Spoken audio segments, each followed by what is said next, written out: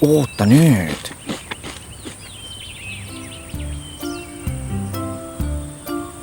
Naljakad asjad need tundlad.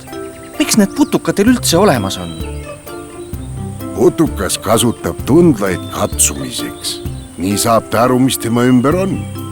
Nii et putukate tundlad on siis nagu lisakäed. Jah, aga mitte ainult. Paljud putukad tunnevad tundlatega ka lõhna. Oot, mis asja? Tundlad on siis ka nagu putuka nina. Täpselt nii. Putukad leiavad lõhna järgi endale näiteks süüa. Lisaks suhtlevad putukad lõhnade teel ka teiste putukatega. Kusjuures nende tundlad tunnevad lõhna väga hästi.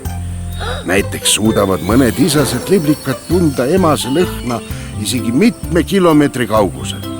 Vägev! Ma tahaks ka nii kaugelt lõhna tunda. See pole veel kõik. Osad putukad kasutavad tundlaid ka kuulmiseks, maitsmiseks ja muuks. Harald, kas kärbsel on ka tundlad? Ikka.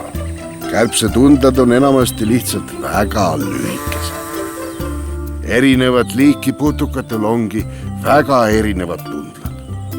Mõnel putukal on tundlad lühikesed, teisel aga pikad. Mõne putuka tundlate otsas on just kui väike kuulike.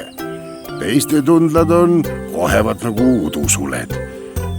Isegi putuka vastsetel ehk tõukudel on väikesed tundlad juba olemas. Väga äge.